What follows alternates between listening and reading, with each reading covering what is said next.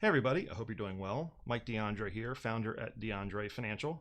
Wanted to introduce our latest webinar recording entitled, Is Your Estate Plan COVID Ready? In this webinar, we're going to be covering all sorts of details as it relates to estate planning, obviously, including the documents, some strategy, some techniques, and in particular, a little bonus content on how to document properly your adult dependent children. Okay, there are some special circumstances that we need to pay attention to as it relates to them. So also next week we have a special guest joining us on our program, and that is going to be Stacy Delisle. She'll be here on June 4th at 10:30 in the morning. We're going to be talking all things local real estate. So you're going to want to be sure to RSVP for that and attend and be ready with any questions that you may have as it relates to local real estate. So grab yourself a pen, grab your pad of paper. If there's anything that comes to mind when you're watching this video, jot it down. You can feel free to give us a call at 240-285-9820, and we'd be glad to answer your questions or help you with any implementation as it relates to your estate planning. Take care. 70% of individuals do not have an estate plan. And there are a host of reasons why that's the case, but it's a pretty disappointing fact. And when you consider, once we really dig into the reasons why people fail to plan, we can really start to eliminate those and build a scenario where needs can be met. There can be a smooth transition from one unfortunate situation to hopefully a better situation for the survivors. And there doesn't need to be a lack of guidance, a lack of documents, and a lack of direction. And so we know that our problems really don't go away. When we have a situation that pops up, it's rarely going to fix itself on its own. We all, I'm sure, have stories. I drove for a while with a bolt in a tire, and you can imagine, for a while it seemed like it was okay, but eventually it caught up with me, and there I am on the side of the road trying to fix a tire that I knew for weeks would eventually, create a problem. So a bolt in a tire is nothing like not having a will or not having a power of attorney or medical directives. So we want to identify the things that are going to be a problem. We know that there are times when sometimes we get sick, sometimes we may become incapacitated. If we're really honest, we acknowledge that our life has an expectancy. It only has a certain number of years, a finite window, and we don't know how many years we're going to get. So we need to plan ahead to make the most of the opportunities and how we can construct and organize our affairs and make it better and a simpler transition for the loved ones that we care about. So again, it all really comes down to recognizing the difference. And we've seen this chart many times. We can't control when we're going to pass. Okay, we know that it's going to happen, but we can only control sort of those things that come into the middle. We know it's going to happen.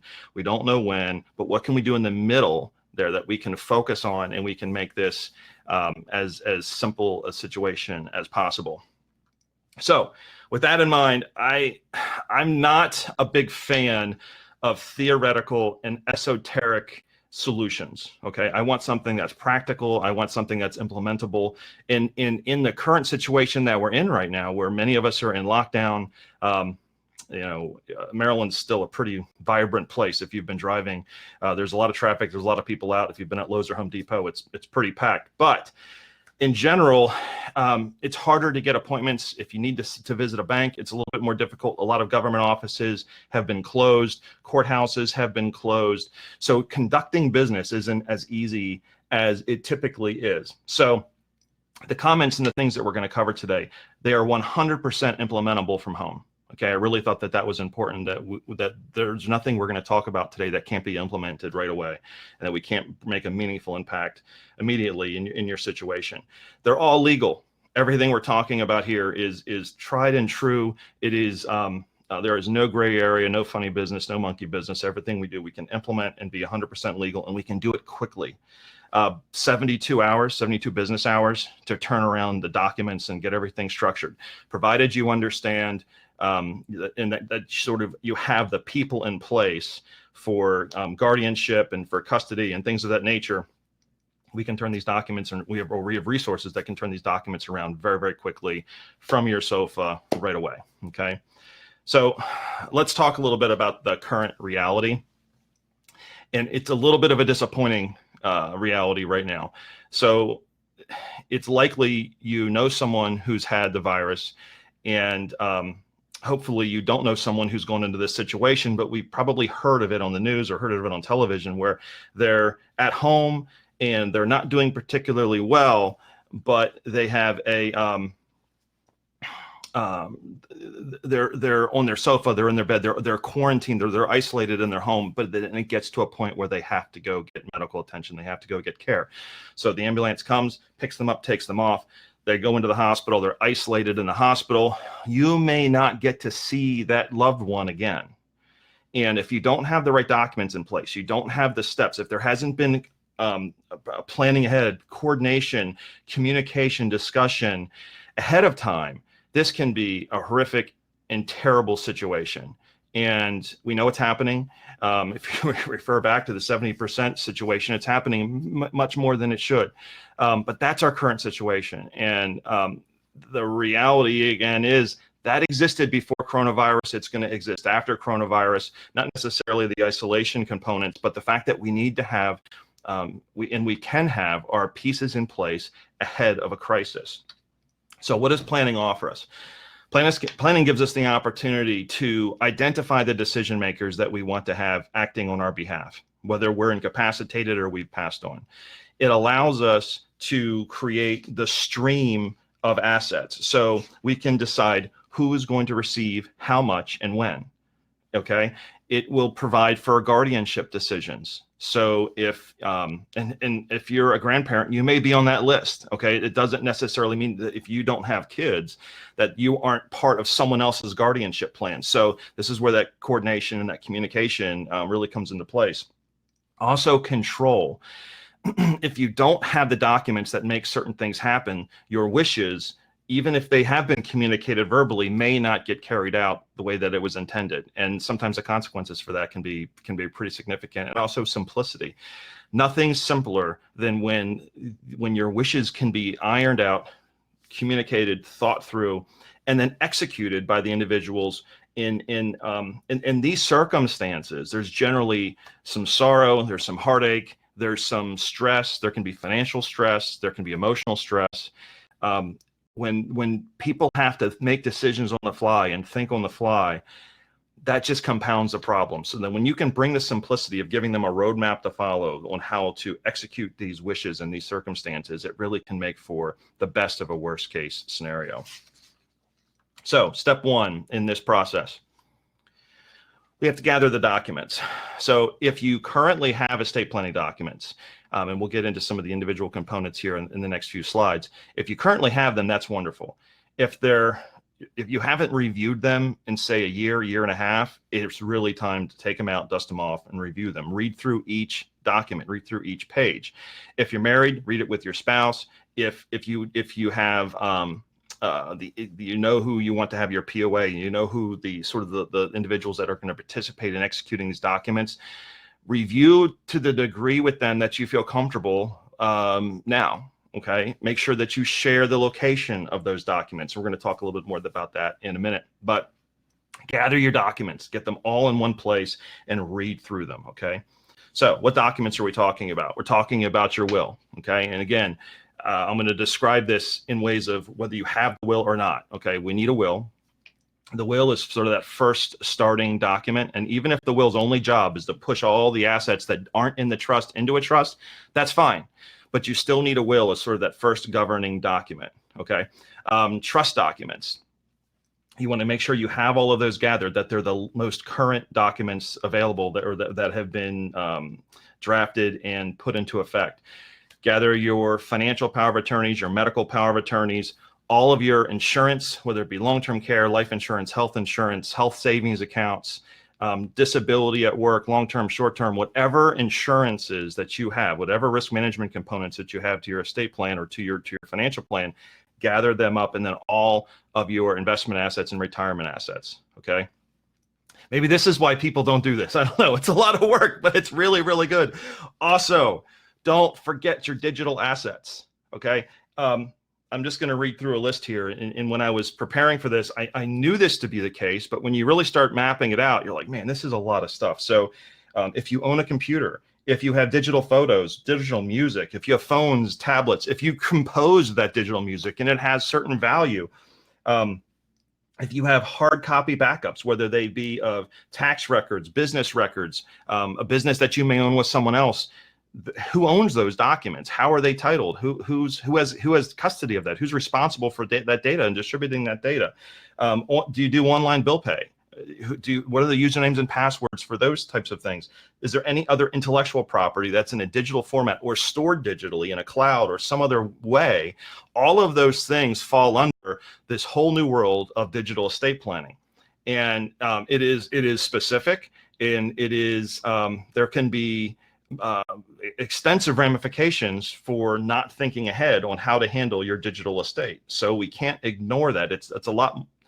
There's a lot more to this than just, leaving someone your Yahoo password. Okay. So when thinking of your digital assets, it's no different than your tangible assets. Is you want to have a list of what they are as best that you can compile. You want to potentially identify a separate digital fiduciary. You're going to name people who would be your POA for medical decisions and financial decisions, and maybe you need a separate fiduciary for digital decisions. And then you want to provide them instructions. You want to give them clear-cut instructions so that there's no ambiguity on who has rights to access and execute or act on your behalf as it relates to those digital assets. So we've talked a little bit about the will. Let's talk about your power of attorney. This is, if you are incapacitated while you are still living, this is probably your most important document that you need to make sure that you have, and it is current. The durability component of your power of attorney is just sort of a fancy way of saying that if you're incapacitated, this document is still valid. Okay, this document will last throughout the different sort of seasons of your life until you pass. Okay, you want to make sure that it is a durable document. This document provides continuity so that if it's 6 months, 8 months, a year, 2 or 3 years that a person is incapacitated, bills can be paid, properties can be maintained, there are their taxes can be filed, there are things that need to be done on your behalf. And if they aren't able to be done efficiently or without significant inconvenience to the people who are trying to help you while you're incapacitated, when you recover, you could wake up to a whole big mess. And we don't want that to be the case. This document helps make sure that doesn't happen, and that your affairs can be continued, and there can be continuity in your financial life as you are not able to handle those situations. Also, you really need to make sure that the person that you give these reins to is trustworthy, because they're going to have significant control over your situation while you're not able to act on your own behalf. Okay. So trusts. I did not lean on my keyboard. No, that is trust. Trusts. Do I need to trust? Okay, all of those things seem to be the normal reaction when you talk about trusts. They are this sort of mystery document that has special powers and wonderful privileges, and there's reason for that. And one of the reasons is that they're completely customizable. The trusts, whether they be a living trust or something that is in place while you're alive and that you can control while you're alive, or whether it's an irrevocable trust, something that can be created while you're alive, but you give up complete control of the assets that go into it while you're alive. Everything about a trust is simply put there because you want it there, and you give it a job, for lack of a better term. So you have the grantor, the individual who creates the trust. You have the trustee, the person who's going to manage the property, and then you have the beneficiary. Well, you get to pick who those people are. Okay, and then once it goes into place, it provides for not only just the ability to avoid probate, which that gets a lot of attention when it comes to trust, but that's really not the only or the primary reason to create the trust. But it's really about control. It's about simplicity. When you pass, the trustee can step in immediately and continue on and continue operating and executing on the instructions that you've provided. So trust can be fabulous, but there's no, oh, here's a trust off the shelf type solution. The trusts have to be reflective of what your wishes are, and they can be very, very custom, but it's very much a conversation and a process, not just sort of a document, maybe more like the power of attorney is. So medical directives. So there's a couple ways to satisfy and provide direction on the medical directive side. So this is an important document, especially when you're considering it from a situation of incapacity, so that you can have it helps two ways. You have a say when you aren't physically able to speak on your behalf, because you've pre-chosen, you've pre-documented how you want your care to be handled, or who you want to be making decisions. You can have the medical directive, or you can have a medical power of attorney. So if you have the medical directive, the document is the primary decision maker. If you have a medical power of attorney, you have an individual who can collaborate and be part of that process as an individual in making decisions. It is generally implemented when your probability of recovery is low, or it's already been determined that there is not going to be one.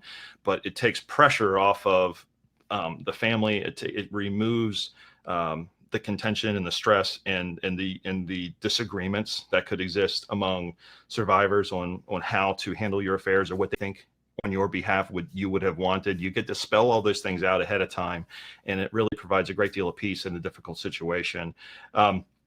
We all remember the story of the Terri Schiavo case, which lasted for years and was just a horrible situation.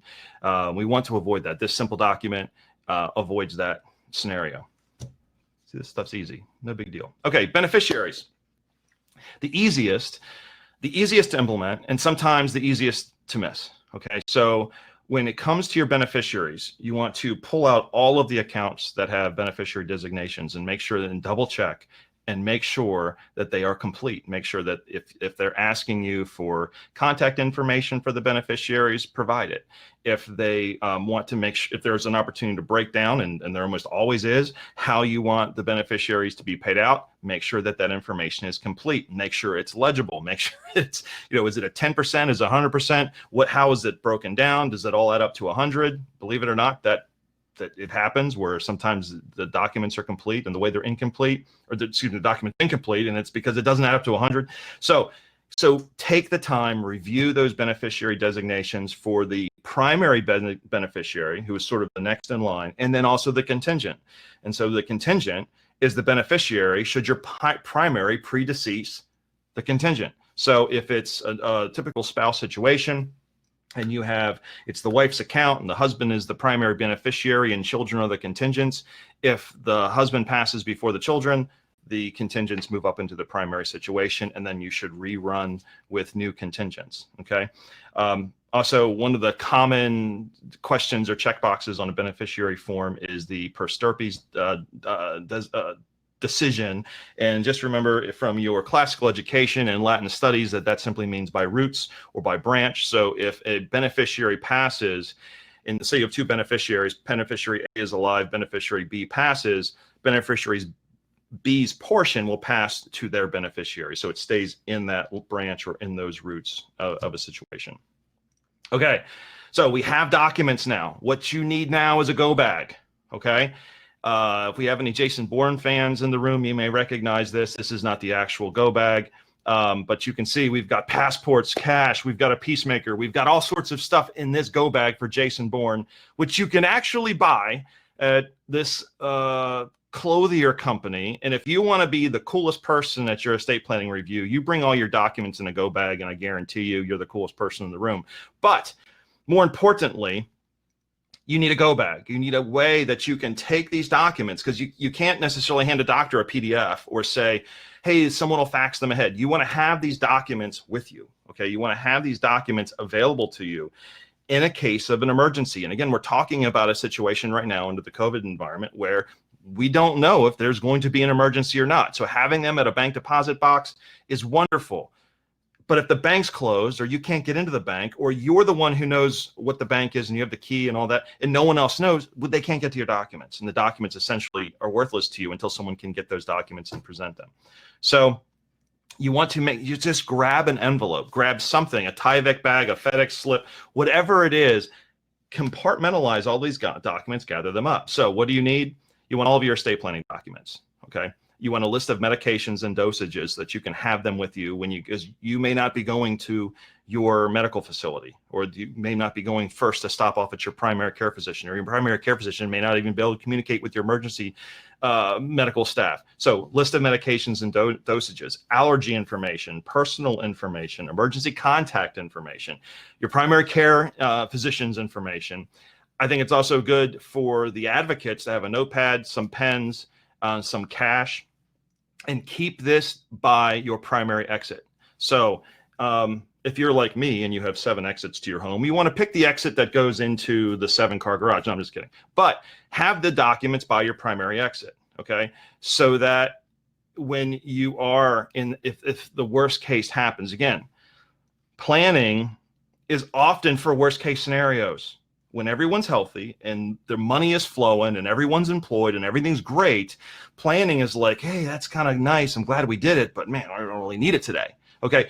You plan because it removes the sting of the worst case scenarios. Okay. So when you have these documents and you have them in the right place and you have to rush out the door, again, stressful, difficult environment. I remember, I don't know if anyone's ever experienced this before, if you have one of those carbon monoxide detectors in your home, and they often, in fact, they only go off at 3:25 in the morning, and they only go off when it's 16 below, because what do you do when you have a carbon monoxide emergency? You open the windows, you open the doors, and you get all the heat out of the house. You make sure you bring all the cold frigid air in, and often, if you have an automated notification security system, you get to have firemen going through the house with fancy CO2 meters and telling you that everything is fine. Wait a half an hour, then you can go to bed. Okay. Well, even in a situation like that, it's still stressful. And if somebody said, hey, I need these documents, I need those documents, it might take me a little bit longer to sort out in my mind what's going on and how to get those documents in place. So if you're going to go through the trouble to do the planning, get the documents, keep them hard copy. We can have a digital copy. We can store it in our vault. You'll have access. We have access. We can have all the digital access you want, but you need the hard copy documents to travel with the patient, to travel with the individual, okay? Bundle them up, stick them in a bag, slip them in an envelope, build your go bag system, have them by the door and ready to go, okay? All right, so adult children. If you can't read that, it says, what happens when kids grow up and get adult money? Yes, sometimes our greatest fears revealed in that one image. But what do we do about adult children? And these are that college age dependent. Okay, they're under your roof, they're in your house, but the law still views them as an individual, as a sole person. Okay. So they still need documents. They don't have an estate in the classic term of butlers and fancy cars. They have an estate, though, in the eyes of the law, in that they have certain property, but that they also have rights to privacy. Okay. And because of those privacy rights, there's HIPAA authorizations that have to be navigated. They still need a medical power of attorney and a durable power of attorney. If they have tuition payments that need to be made, or reimbursements, or anything that you would need to act on their behalf, paychecks to cash, I don't know, I'm just, you may need documents, and most likely you will need documents. As much as you know the family physician that you've been taking them to for 18, 19 years, and as much as you know the college, or whatever the circumstance is, or the employer, or the hospital, the doctor, or the nurse, it doesn't matter. If they're going to share information with you, even what room or what hospital the patient is in. Imagine your child, someone comes, takes and leaves with in an ambulance, or you get a call, hey, they took them from work, but you don't even know what hospital bed they're in. Okay. That's a pretty terrible situation. And you may call around and they may say, we can't tell you. You need the documents. Okay. We have a cheap, simple, easy solution to help the adult children so that this terrible scenario can be avoided and planned against. Okay. So let's review. We need to review documents or create documents. Documents are the engine that makes all of this happen. If you don't have documents, they're just wishes, they're just hopes, they're dreams. The documents put teeth to your wishes and dreams, okay? There's no reason not to do it now. And do it now can be the review, and maybe there needs to be updates and changes, but there's no reason not to do it now. Also, build the go bag, okay? If you're gonna go through the trouble of doing the planning and going through the trouble of putting everything together, build the go bags so they're right when you need, right where you need them, when you need them, and they're complete. Okay, so we've gone about a half an hour, which is a little bit longer than I wanted to, but if you have any questions and you want to pop them into the chat, that would be fantastic. So let me take a look here. One of the questions, if I already have a living trust, do I need a will? Yes. If you having a living trust does not mean you do not need a will. Okay. So if you have the trust, the scenarios are high that if you have a trust, the individual would have also done a will for you. But if you don't have that will, or the will's not as current as it needs to be, those documents really ideally would work together and be coordinated, but you would still need both documents.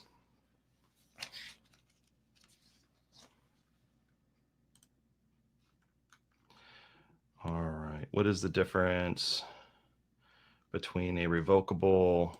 Okay, so someone's been doing some trust work. So a irrevocable trust is one that once it's executed, is whatever was put into that trust is removed from your estate, and you cannot directly control that asset. So if you try to reach in and influence that trust, that irrevocable trust, courts could decide that you actually had control and bring those assets back into your estate. Okay. A regular trust or a living trust is one that goes into place and is implemented when you sign the documents, you create the living trust, but you still retain control. The assets that are in there would still be included in your estate if there was a state income or inheritance tax or a federal estate tax applicable. Those assets that are in that trust would still be included, but you can change the parameters of the trust while you're alive. So they have different features, different benefits, and are sort of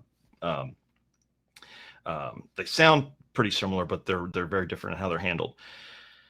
Should we create a go bag for each person? Yes, that's an excellent point. So if there are 5 or 6 people living in the house and they happen to all be adults that would be subject to the same privacy protections of HIPAA, i.e. they're not your dependent young children under 18, then it would be important to have a go bag for each individual. It is that's a good point. In to have separate bags, whereas not one with all the documents, but each individual would have their own envelope, their own bag. I have this is something that you can get here on Amazon. Mine actually came here with 2. You pop it open, it's got the individual sleeves. There you go. You're good to go. Okay, very simple. And ironically, we can probably have your documents done before you get that Alpha Prime. It doesn't take that long. Any other questions?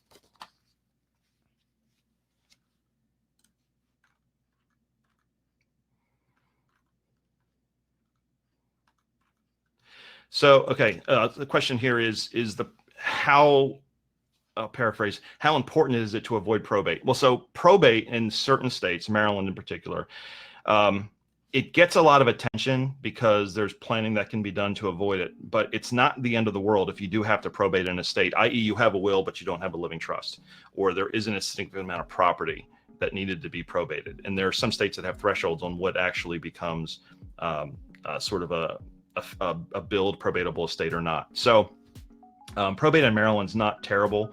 Right now, it's a little bit more difficult because a lot of courthouses have been closed. So it's taking longer to get documents through and to get information processed and finished. But generally speaking, probate's not a terrible situation. But if there are, if you're going to do and go through the process of doing this planning anyway, have whatever assets can avoid probate or stuff in your trust, whatever you can, to go ahead and avoid it if necessary or if possible. So thank you for attending today's webinar on estate planning in the COVID environment. I hope that you learned some new things. Hopefully, as in most of the planning that we do, hopefully you don't need this in an emergency or high stress environment. But if you do, it's good to know you've taken the proper steps make sure that any sting is as minimal as possible. If you would like to visit our blog page, which is at deandrefinancial.com/media, we will be posting this webinar there and sending out an email alert as soon as this is ready. So thank you for attending. Again, feel free to reach out if you need any assistance, implementation, or just have a question as it relates to today's topic. And we hope to see you on the 4th for our conversation with Stacy Delisle on local real estate. Take care.